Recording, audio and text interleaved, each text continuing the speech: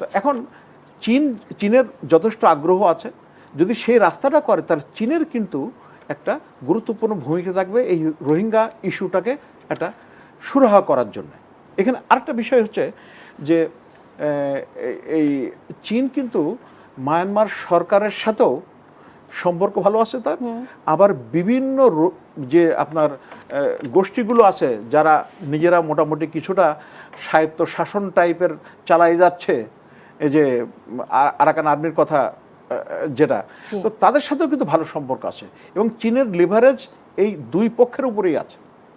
তো যদি বাংলাদেশের সাথে এই সড়ক পথে এটা যদি বাস্তবায়িত হয় তাহলে এটা চীনের দরকার কী জন্য, আমি এই জায়গায় একটু আমি নুক্তা যোগ করতে চাই যে দেখেন চীনের সবচেয়ে বড় চ্যালেঞ্জ হচ্ছে তাদের শিল্পাঞ্চল বা তাদের পোর্টগুলো সব হচ্ছে তাদের পূর্ব দিকে এবং ওই যে চীন সাগরের ওখানে এবং মালাক্কা স্ট্রেট দিয়ে তাদের যেতে হয়, তো ওইটা তাদের জন্য খুব ভলনারেবল।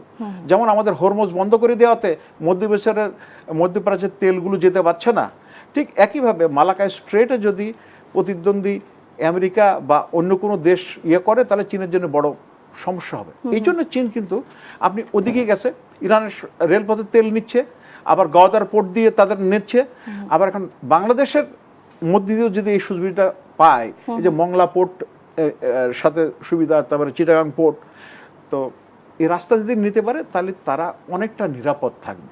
সুতরাং তাদের একটা বিরাট চাপ আছে যে এটা করার দরকার, এটা করতে হলে।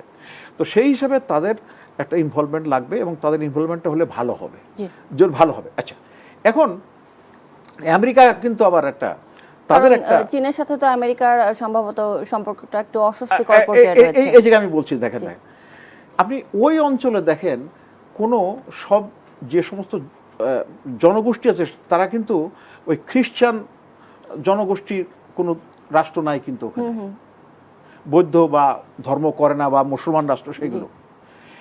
এই জন্যে তাদের একটা, আপনি কিছুদিন আগে মণিপুর থেকে অনেক এই যে ইহুদি ধর্মাবলম্বী তারা একটু খুব খারাপ অবস্থায় ছিল, প্রসিকিউশনের মধ্যে পড়ছিল, এই জন্য তাদেরকে নিয়ে গেছে ইসরায়েলে।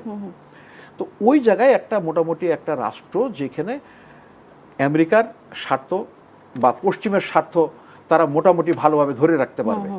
সো এই যে আপনার যে ইকুয়েশনটা এখন আমেরিকার ব্যাপার হচ্ছে কি, এই ইরান আক্রমণের আগে আমেরিকার যে অবস্থান ছিল, সামরিক বলেন, অর্থনৈতিক বলেন, তারপরে বিশ্বের অন্যান্য জায়গায় যতটুকু যে প্রভাব ছিল সেটা কিছুটা কমে গেছে বলে আমার বিশ্বাস। এবং সামরিক দিক দিয়ে তার অনেক ক্ষতি হয়েছে, এখন তারা কিছুটা একটু ব্যাকট্র্যাক করার চেষ্টা করছে। এখন সেই অবস্থায় ওনারা এখানে গেলে একটা সেরা তাদের মূল্যায়নের ব্যাপার আছে। এখানে আরেকটা বিপদের কথা আমি বলি, যখন কোনো বৃহৎ শক্তি যারা একটু অস্তয়মান বা তাদের অবস্থানটা একটু নিচের দিকে, তখন তারা অনেক কিছু ডেসপারেট অ্যাটেম্প নেয়।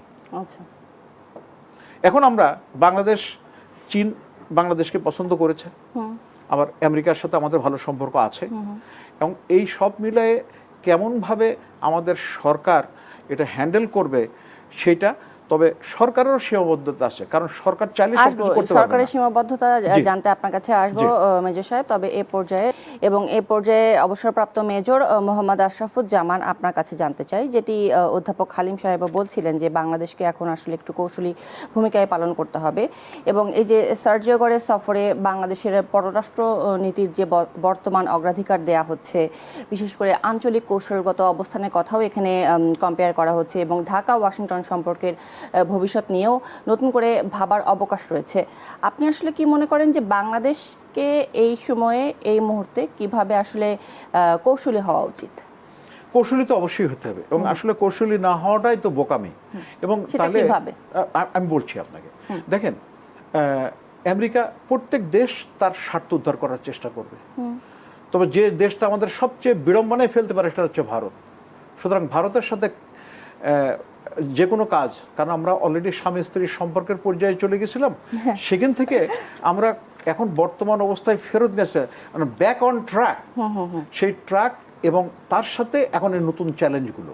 এবং আমি বলছি যে এই যে ওয়ার্ল্ড যে আপনার এই যে বৈষয়িক যে স্ট্র্যাটেজিক এনভায়রনমেন্টে জিও ইকোনমিক্স জিও পলিটিক্যাল যে চেঞ্জগুলো হচ্ছে সেইগুলো মাথায় রেখেই আমাদের কাজ করতে হবে। এবং সে দেখেন পররাষ্ট্র মন্ত্রণালয়ের অনেক বিজ্ঞ লোক আছেন, আমাদের দেশে অনেক বিজ্ঞ লোক আছেন। ওর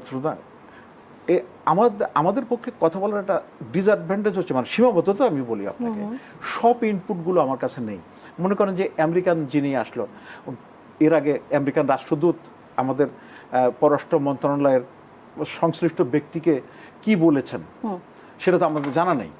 তারপর হচ্ছে চীনের তরফ থেকে কেমন আছে। এখন আমাদের জন্য একটা বড় চ্যালেঞ্জ আমি যেটা মনে করি সেটাই জানেন, যে আমাদের যে বিশেষ করে এখন আমাদের অর্থনৈতিকতা খুব একটা স্টেবল আসে বলে কেউ মনে করে না। তো সেই জন্যে এই অর্থনৈতিক চ্যালেঞ্জটা মিট করার জন্য আমেরিকার তরফ থেকে কিন্তু আপনি কোনো প্রজেক্ট বাবদ এইভাবে কাজ পাবেন না। একটা প্রজেক্ট যদি হয় তাহলে আমরা ঠিক আছে ফিনান্স চীন করলো, ফলে আমাদের কর্মসংস্থান হলো এবং মানিটা সার্কুলেট হলো, এবং আমাদের অবকাঠামো উন্নয়নের জন্য এটা দরকারও আছে। তো এখন এগুলো কিন্তু আমেরিকার তরফ থেকে আপনি পাবেন, এবং America is not in a mood to invest. এখন বর্তমানে তারা কিছুটা মানে সেলফ সেন্টার্ড হয়ে গেছে। আপনি জানেন ইউএসএইডের কার্যক্রম ওয়ার্ল্ড ওয়াইড প্রায় বন্ধ করে দিয়েছে, সামান্য কিছু যা আছে। সুতরাং এই যে তাদের একটা প্রায়োরিটি আছে, আবার তাদের জিও স্ট্র্যাটেজিক একটা প্রায়োরিটি আছে, চীনের জিও স্ট্র্যাটেজিক প্রায়োরিটি আছে, ইকোনমিক প্রায়োরিটি আছে, আর আমাদের প্রয়োজন আছে আমাদের অর্থনৈতিক সহায়তা পাওয়া।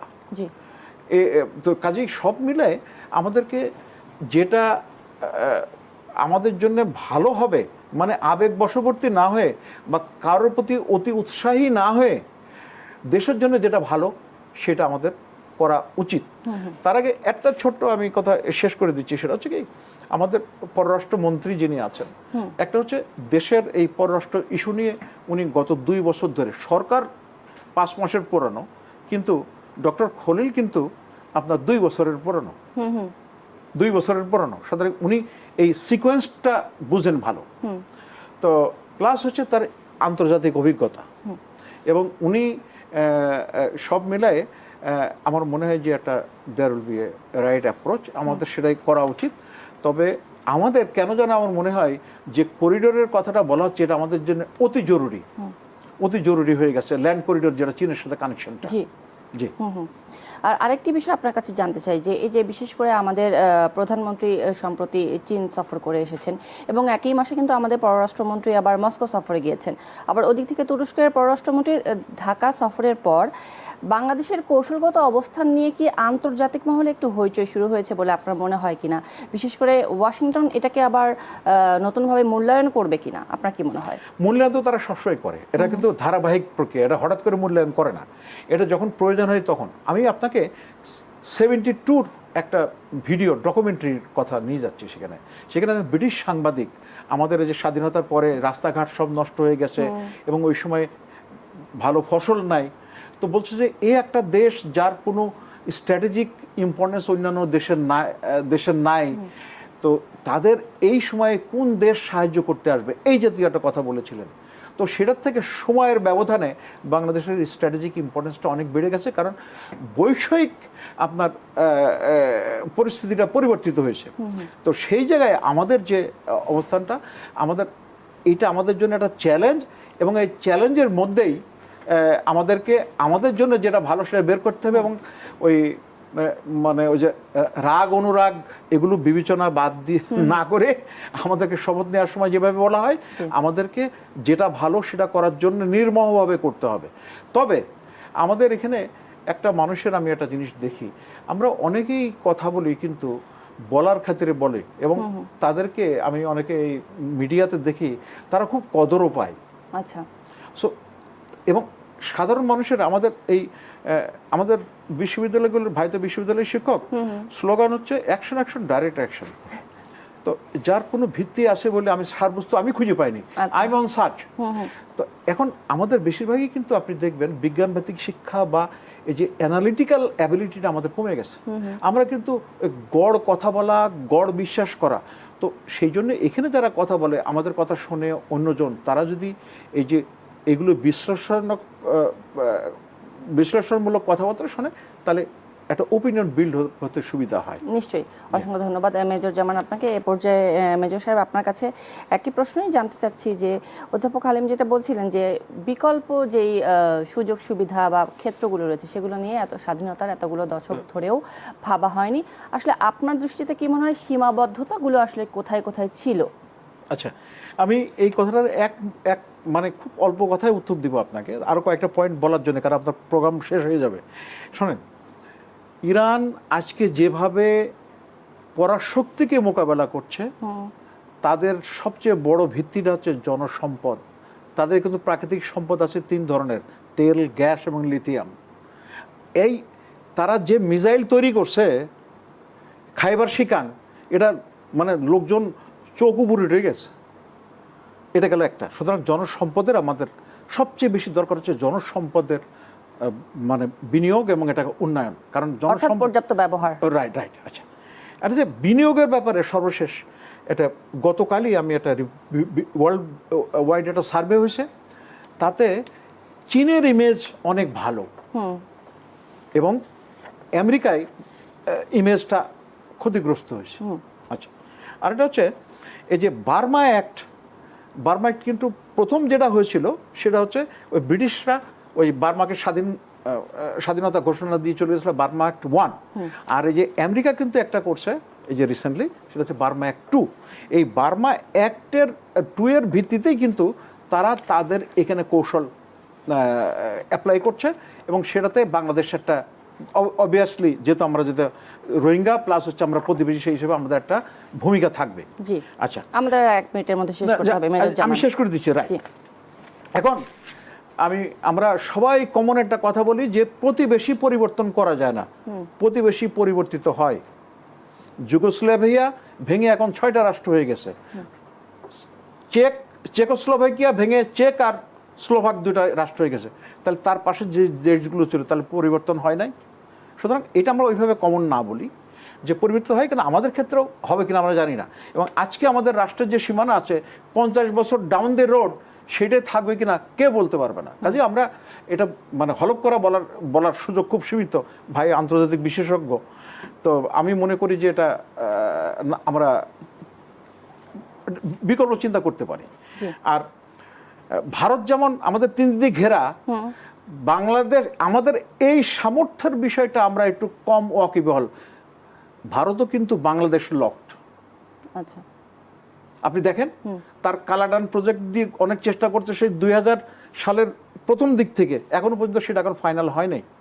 আবার এদিকে এই যে ওই যে চিকেন নেক, তো সব মিলায় আবার এই যে নতুন করে যে আপনার কোল্ড ওয়ার অর্থাৎ শীতল যুদ্ধের 2nd এডিশন যেটা চলছে, সেটাতে কোন জায়গার পানি কোন জায়গায় যাবে সেটা বলা খুব মুশকিল। সুতরাং আমাদেরকে আমি অনুরোধ করব একটু দূরদৃষ্টি নিয়ে এবং শুধু অতীত নির্ভর চিন্তা না করে বিজ্ঞান এবং বর্তমানের প্রয়োজন অনুযায়ী আমাদের জনসম্পদকে বিন্যাস করা, তৈরি করা, সেইটা খুব জরুরি।